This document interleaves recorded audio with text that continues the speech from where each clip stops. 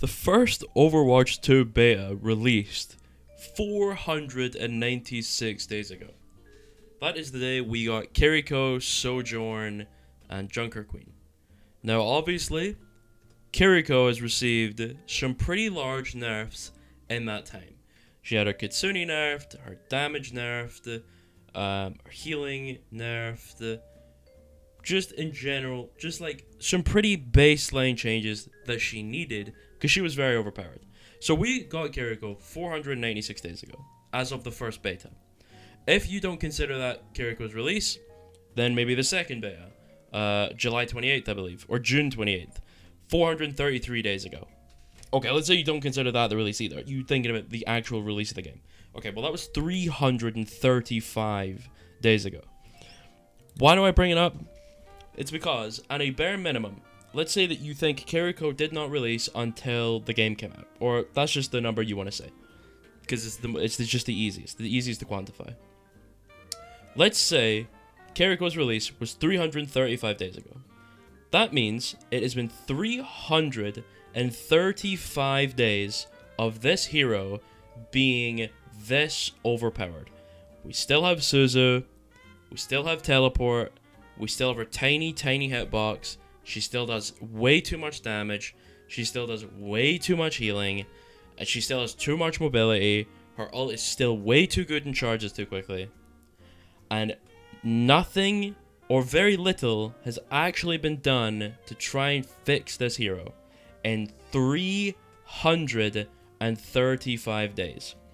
I've already made a video about Kiriko and how she's killing Overwatch, and that released months ago, and it did pretty good. I think it's like 50k views or something. It did pretty good, but something I want you to realize is even though that was all the way back then, the problems I had with the hero back then still persist today.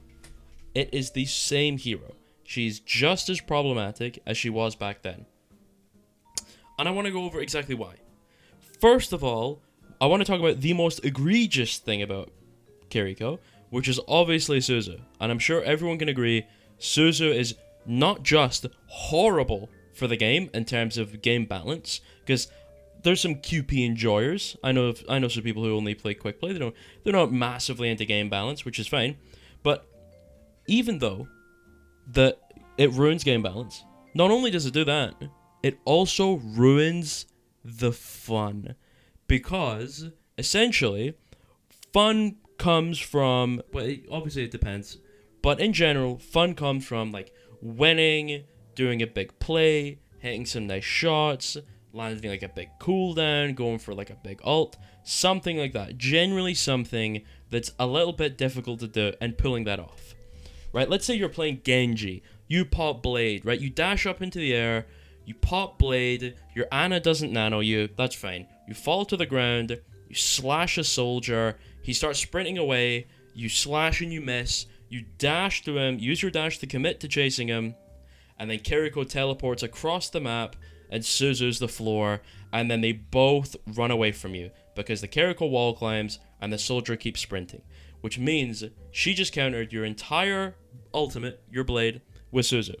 Now, am I saying that Kiriko or other supports shouldn't be able to counter those ultimates?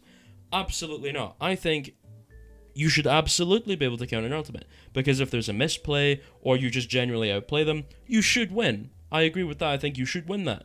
However, I think how is important. How would an Ana do that? Well, she would have to track Genji movement, track the cooldowns, make sure she didn't get it deflected, shoot sleep at him, land it by predicting where he's moving because it's a projectile, hitting the sleep, and then not waking him up, backing to a safe distance, calling it for their team, stuff like that. That's generally how you would counter a Blade as Ana. How do you do it as Kiriko? You have no need to position correctly, you don't need to ult track it, you don't need to be paying attention, you don't need to hit like some crazy hard mechanical thing like a sleep, you don't need any of that. You just have to look at where Genji is going, press your teleport button towards them if they're through a wall, or just watch them if they aren't through a wall. You watch who the Genji commits to with their dash, and then you throw your Suzu at them. And that's it. That is it. And in high elo, that is more than enough for the Genji to get 0. And this applies to Nano Blade as well. If you see a Genji commit to dash and Nano Blade and you're in Kiriko, and you manage to successfully Suzu who he's going for, and that person manages to close some distance on the Genji, that's it. The Genji gets nothing. And I think that's really fucking lame. Like, super, super fucking lame. I don't know if anyone else agrees with me, but like, not even just that. I mean, let's say to anything. Let's say you're playing Ana, because I know there's a lot of support players here. Let's say you throw nade, it lands perfectly in the enemy team, you time it perfectly with your tank engage and your DPS engage, they go on really hard, you've timed it well with your team's cooldowns, you've timed it well with the engage, threw the nade perfectly, absolutely perfect play, couldn't have done anything better, and then Kiriko decides to teleport through 17 walls, look at the floor, press one button, that's our team fully healed now, that's them all invincible, cleansed, everything, they're totally safe, all good, hard countered everything. You just hard countered an entire team's dive, engage, cooldowns, all the resources, positioning, the pathing, the rotation, everything was countered by pushing one button. And that's lame. Or let's say you land a big shatter on Ryan. You just had like a giant one. You're in a Ryan duel, you're beefing the fuck out of this Ryan, you just beat the shit out of him. Your team broke your shield, doesn't really matter. You hit like a 360, you shatter, you teabag, and then the Kiriko just Suzus and they're all stand back. Like, because here's the thing. Balance perspective, fucking horrible. Genuinely, just an atrocity when it comes to game balance. Horrible. Right? It's similar to Sombra Hack. It is quite literally just, no, you didn't actually hit me. Right? You didn't actually hit me. I'm not calling my hit. You didn't hit me. I'm just pushing buttons. Right? Because that's essentially what it is. So, you have an ability that's extremely easy to use on an extremely broken support hero, with every single possible kit that she would ever need under the sun, every cooldown she could ever need, great ultimate, great damage, great healing, everything, all tied into one package of one easy-to-press button that makes her entire team invincible. And this applies to Baptiste as well. Like, Baptiste Immortality Field is just as stupid, to be completely honest. Like, I do not understand why any of this is in the game. I mean, this isn't just coming from a balance perspective. I genuinely care about the fun of the game as well. I think Suzu, Immortality Field, all of those things genuinely ruin the game in terms of balance and fun. And it's for the simple reason, it's too easy to use, it does too much, its cooldown is too short, it's broken as shit, it shouldn't be in the game. Because here's the thing. I could suggest a million balance changes to actually being able to fix it. But the reality is, the problem is not the numbers. It's not how long the invincibility lasts. It's not, that it, like, what it cleanses. It's not the cooldown of it. It's not the speed it travels. It's not the size. It's none of that. The problem with it is it is a fundamentally broken and overpowered cooldown. That's the issue. There is no amount of balancing, tweaking, changing, reworking, nothing that you can do to make this ability balanced. And it's same with teleport. It's impossible. It's also the same with her damage. She has an extremely slow moving projectile. Okay? Now I know some people who are really, really good at using it, and they can consistently land headshots, which is good for them. I can't. I suck. I'm just gonna say it. I'm fucking horrible at playing Kiriko. I'm really bad. But I can still consistently get top 500 playing her, because she's just genuinely brain dead. You don't really need to do all that much to get, like, fairly high elo on her. So, how would I balance Kiriko? You need to completely rework the character, because the support being able to teleport, wall climb, Suzu, high damage, high healing, and great ult, with a small hitbox, with 200 HP, in one package, doesn't make any sense. First of all, we have to decide, is teleport just as bad, or just bad enough to justify being removed? And I genuinely believe it to be so, because it removes a ton of skill from playing support.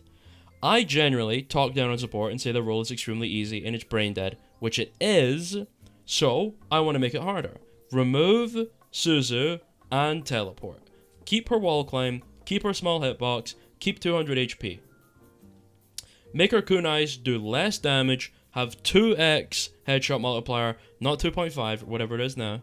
Make them travel faster for a little bit less damage, so it's a little more consistent. Keep her healing numbers the same. I don't mind how her healing works. And then we just need to give her some new cooldowns. Because right now, Suzu, with it being invincibility and everything else that's stacked on top of it, as well as TP, is ludicrous for the game. So, what could she do instead? I have no idea. I haven't thought about it long enough to do it. Plus, it's not my job. But in general, I think we can all agree. Okay, maybe not all, because I know some people who really love playing Kiriko. Mainly the support players who think Kiriko is balanced, which is wrong. Because here's the reality, okay? Regardless of your opinion, whether you're a gold player, a quick play player, it does not matter. If you think Kiriko is a balanced hero, you are wrong. That is just simple reality. Now, you don't have to believe that. You can just continue believing Kiriko is bad or whatever you want to do. But of adverse factual reality, Kiriko is overpowered. And top 500, Grandmaster, everywhere. She is ludicrously overpowered, and she needs to get changed. How this hero has been out for 335 days, and her kit is still this overloaded, is absolutely ridiculous. And it is ruining the game. Now, I could make a video talking about Orisa and how she's brain dead and ruining the game, which she is. Or Bastion and how he's kind of really overpowered and he's kind of ruining the game, which he is. And before I said Bastion wasn't that overpowered, I changed my mind. Bastion is very overpowered and he's super annoying. But I wanted to talk about Kiriko, because Kiriko is more of a long-term issue than the rest of them. I will be making videos about Orisa and Bastion. Don't you worry, I will, because those heroes are fucking ridiculous as well. However, Kiriko has been ridiculous for almost, or coming on 500 days, if you think about the first Overwatch 1 beta. 500 days of this support hero being this overpowered. But Genji is still the buggiest piece of shit in the game.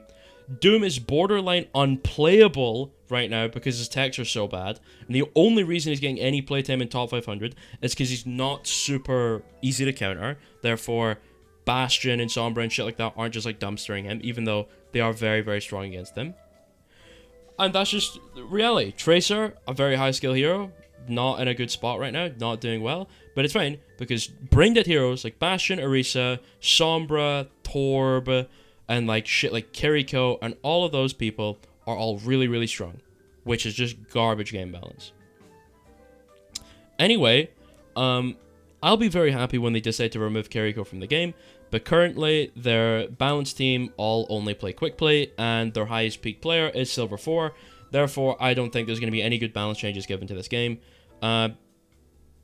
And yeah, I'm just annoyed by Kiriko still being as overpowered as she is. Second of all, I will talk about Orisa and Bastion. I'll make videos on those as well. I probably won't be as harsh. I'll probably be way more harsh, actually, now that I'm thinking about it, because although I dog on the support role a lot and say, wow, you guys have it easy, I'm not going to lie. Orisa players are the worst of the worst.